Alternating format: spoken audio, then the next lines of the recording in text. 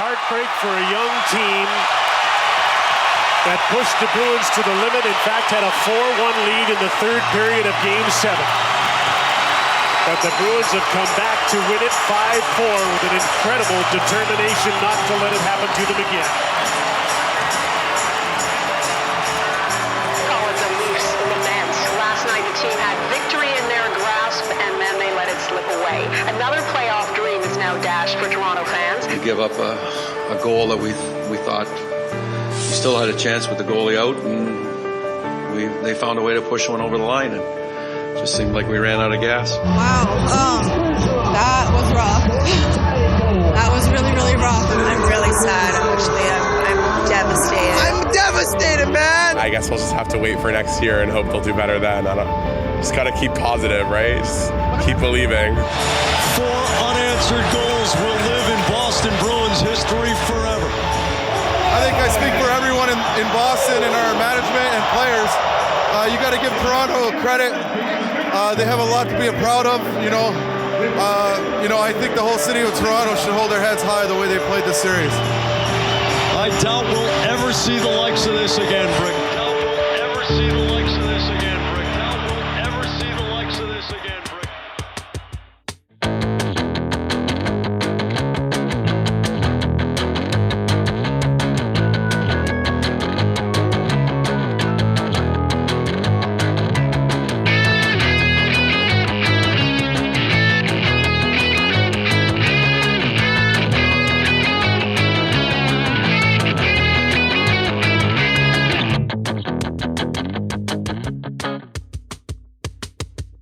It is Sportsfeld, the story time, and we have just gone through in the last 3 weeks all of Game 7. May 13th, 2013 against the Boston Bruins. Maple Leafs blow a 4-1 lead. You know, it was 4-1 game. We just went through. I just found a whole bunch of old tweets from that day. Our dear friend Blake, who is not a superstar at this point, he's getting no phase on these old tweets. At like 9:08, he says 4-1. I have no words. 9:36, he says no words for a totally different reason. This is going to be the longest 82 seconds ever. Well, it was like 30 seconds later. Anyway, the fallout from this, because the Maple Leafs lose, and I mean, Leafs Nation, and it takes half a week. It takes 2 weeks. It takes months for fans to even, like, I didn't watch the rest of this playoff run. No. Oh God, no. I remember Boston blows it in the Stanley Cup final and gives up 2 goals. Yes, which was of their own. Kind of nice. To Chicago. But this begins the winds of change for the Toronto Maple Leafs after this. Immediately, they start making moves to change the roster. On June 23rd. So a month and a week. They trade former GOAT Matt Fratton, goaltender Ben Scrivens, and a conditional second-round pick for Jonathan Bernier, which would have lasting repercussions on the team. On June 30th, 1 week later, Maple Leafs trade a second-round pick, a fourth-round pick, and another fourth-round pick for Dave Bolland. Oh, boy. Chicago Blackhawks. In September 2013. At the draft, I think it was. I think so. They traded Joe Colburn for nothing. Not that he was like anything. Jumbo Joe. The big Maple Leafs transaction, as free agency opens, Toronto Maple Leafs signed David Clarkson to a 7-year, $36 million contract. They let Clark MacArthur walk to the Ottawa Senators. They buy out Mikhail Grabovski. And just to prove what we were talking about earlier, they let Ryan O'Byrne walk and he goes to Prague. To Prague. The same day, I believe the same day, or very close to the same day, they signed David Clarkson that deal. They signed Tyler Bozak to a 5-year, $21 million contract. They re-signed Fraser McLaren to a 2-year contract. Signed Jonathan Bernier to a 2-year deal. They signed Carl Gunnarsson to a 3-year, $9 million contract. They signed Mark Fraser to another year. Oh my God. That September, they lock up Nazem Kadri for 2 more years. Phil Kessel signs an 8-year, $64 million contract extension that October. And then Dion Phaneuf on New Year's Eve, 2013, before the end of this wretched year in Maple Leafs, Dion Phaneuf signs a 7-year, $49 million contract extension. So Believe it or not, all those moves are not good moves. Everything you just said doesn't work, pretty much. Yeah. Man, somehow though, that Bozak deal ended up being pretty okay. Kinda, yeah. A lot of value from that. Like he ends up getting more It was like points. pilloried at the time, but He gets more points from that than Kuhlman and Grabowski combined in their next deal. certainly got more than David Clarkson. That's true. So the 2013-14 Maple Leafs finished 6th in the Atlantic. They get 84 points. They go 38, 36, and 6. Not a great year. No.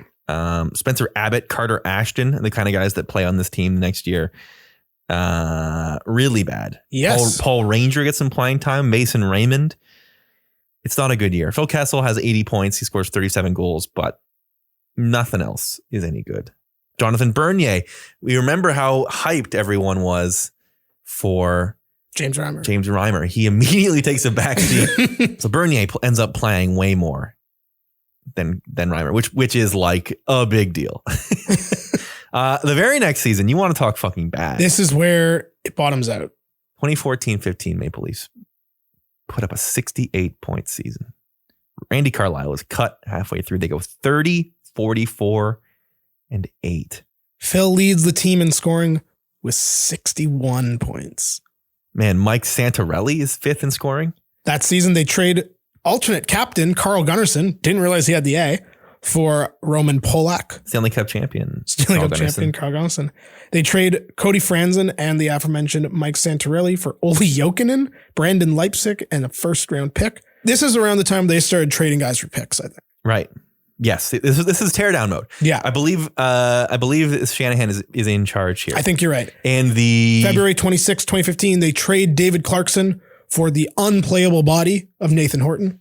Which by the way was amazing a deal. Fucking miracle. Such a good deal. Trade Corbinian Holzer for Eric Brewer. We're just remembering guys. Actually, not making this up, one of the biggest Maple Leaf trades of the last 5 years. June 15th, 2015. The Maple Leafs trade Greg McKegg to the Florida Panthers for Zach Hyman. That's a great deal.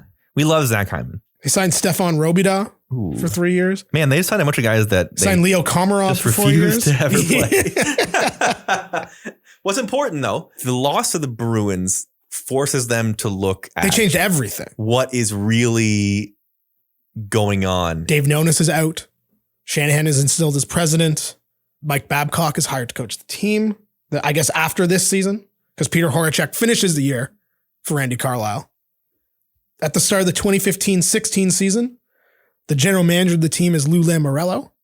The head coach is Mike Babcock. The Leafs have just drafted a young man named Mitch Marner. And then they were fucking terrible again. Yeah. They finished 8th in the Atlantic, 16th in the Eastern Conference. Which is last. Nazem Kadri leads the team in scoring with 45 points. Oh my goodness. How did we sit through this? We just didn't watch. The leading goal scorer is P.A. Parento with 20 goals. That's unbelievable. Jonathan Bernier leads the team in wins with 12. I remember now that this is 2015, 2016. The Blue Jays are watchable. The Raptors are watchable. So this is probably the only time in the last long while that the Leafs could truly bottom out and it not ruin your winter. To your point, on March 23rd, 2015, the Maple Leafs' 13-year-long sellout streak ended. And they don't salute the fans. And they don't salute the fans. Boy, what a season this was. This fucking franchise. However, on April 30th, 2016, I am sitting in a living room in an apartment I am subletting in Montreal. It is announced that the Toronto Maple Leafs, your Toronto Maple Leafs, after not doing it the year before, had won first pick in the NHL draft. I remember this so well. I am at Sportsnet. I am in the building of the draft lottery. The ping pong balls are happening in the room with me. The first overall selection in the 2016 NHL draft belongs to the Toronto Maple Leafs. I am sitting in this apartment alone and screaming at a man holding a placard. Also of note, which we missed, on July 1st, 2015, the Maple Leafs traded Phil Kessel. Of course. To the Pittsburgh Penguins. One of the key pieces being Kasperi Kapanen. Two-time champion. Two-time champion Phil Kessel. Months later, they trade Dion. Dion, the only one who didn't go on to immediately win a cup, basically. Yeah. He got close, I think. The Jays were even remotely watchable. I was like, I don't need to watch this team anymore. That's fair.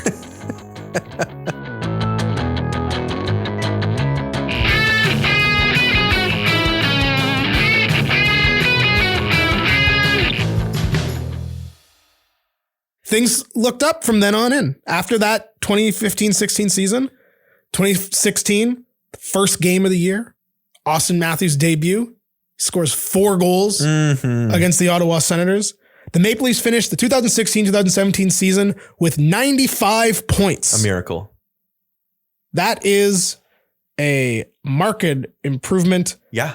That is a 53-point improvement in the season before. I didn't think that was possible, frankly. I didn't think they were going to be that good. No one did. Because in the NHL, it doesn't really work like that. You don't get one new player and turn it all around. The 2016-17 season ends with maybe my favorite Maple Leaf game of all time. Wow. The second last game of the year. They have to beat Sidney Crosby and the Penguins at home to clinch a playoff spot. Now Kadri against the wall. Here's Brown back to the point. Working there's Hunwick with a shot, and that's off the mark wide. Another shot, scores! A ring shot from Jake Gardner! Deflected by Connor Brown! A little leprechaun has found a pot of gold! Buckle up. 2:48 to go. The Leafs have regained the lead. Tucked back to the net. Fired around the boards. Not out. Kept alive by Pittsburgh. Down into the corner. Crosby in front. Oh, what a save! Holy Mackinac! Holy McElhenney! What a save he makes on Crosby! He saves the game! Played in front, another pass across, blocked, Leafs get it again! Matthews to center! Into the net, he scores! Holy Mackinac! They're going to the playoffs! Unbelievable. I remember that quite well. Matthews scoring 40 to clinch it. That is an all-time good Leafs game. You are absolutely right. And then, of course, they would lose to Washington in 6 games in one of the most hard-fought playoff series I've ever seen. I believe almost every game was settled by 1 goal in that series. Washington series was like really legitimately, we were just happy to be there. Yeah. And they could have lost 4-1. The 4-1, they could have done that, and it would have been like, yeah. I remember walking. So be it. I remember walking home after the game where they lost and feeling great. Yeah. Like it was like, we're gonna be back next year. What I take away from 2013 is surviving that. Nothing really can be that bad ever again. Yeah, I think for this team. For this team, yeah. The only thing that even comes close to me in sports would have been the Jays to the Royals. And that wasn't like the collapse feeling. That was just like being so attached to a team and it being over. Yeah. The only thing I think that's come close is those Raptors teams that couldn't beat the Cavs. But even then, you're like, we're losing to LeBron. And you know very well, game 1. Yeah. JV misses knowing that they should have won game 1. Not that LeBron wouldn't have won in 5, but that sort of like visible touch points. Yeah. That turn it all around. And if they win that series, Kawhi doesn't have. Who knows? That's true. And listen, if they beat Boston, you probably don't get Marner Matthews. Probably not. Which is, I think we all established. You probably still get Tavares. You think so? I think so. Although it depends who's in charge. They beat Boston. They keep Dave Nonis. They don't fire everybody and hire Shanny and Lou. And I will say, to your point, you look at the Toronto Raptors. Sure. And how we can look back at all those heartbreaks to Cleveland and all those heartbreaks to Washington and Brooklyn and all of it. And you go, it was all worth it. For sure. If this Maple Leafs team wins a cup in the next 3 years, we will be able to look back at this game as a good thing. That's the crazy thing about it. That is crazy. I'm almost ready to say it already is a good thing. I think so. You know, we talked about it in the first episode of this little run here, is this team was fundamentally flawed. This team was built improperly. And despite the fact that there was sort of a war. You could argue the team was actively bad. You will find people that will do that. I think looking back at it and having that dramatic wake up call that like, this isn't going to work, you know, led them to say, okay, we need to tear this whole thing down. Much like the Raptors when they had Colangelo. It wasn't just, oh, we need a new coach. Oh, we need a new GM. I was like, we need a new president. We need a new everything. We need to completely erase this because it's not built right. I would say, and I know this is not entirely correct, because I know there were a lot of corporate machinations that went into this. This game, I think, changed the entire sort of culture at MLSE. Yeah. The Raptors were in full tank mode. They're ready to tank for Andrew Wiggins the next season, because the next season was the Rudy Gay trade and all that. After this game, MLSE said, we're not going to be fucking losers anymore. The Raptors turned around, ended in a title. TFC turned around, ended in a title. Leafs are still kicking. So we'll see. But I do think if they were to win a cup in the next 3 years, we will finally be able to look back at this game and go, man, that was awful. But without it, this wouldn't have happened. I like that you have the cup as the... it's the only way. It's the only way. I think I'm ready to say that. Because who cares if they have good players and then nothing comes of it? But hasn't these runs where the team is really exciting and fun to watch, even that's just better than the way they wandered the wilderness between 2004 and 2013? Sure, but like the DeMar Raptors teams were also more fun than them being garbage, but it didn't matter. I guess that's you still have to throw out the franchise player to win. I guess that's true. Yeah, of course this is better. Okay, well, there is one good thing is we're able to grow up enough to look back at it and laugh now. Yeah.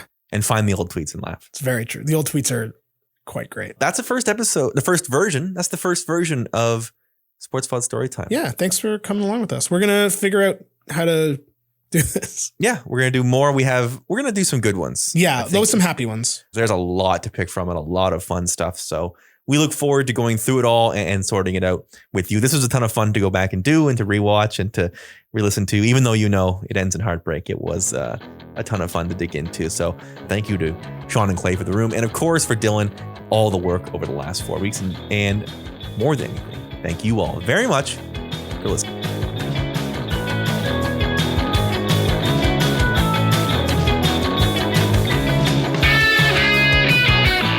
Dave notices homework for this upcoming offseason. Get another defenseman. That Phaneuf-Gunnarsson pairing is the best one on the Leafs, but they are playing way too much. As for the OT winner, I haven't watched it again. I know Bergeron scored it.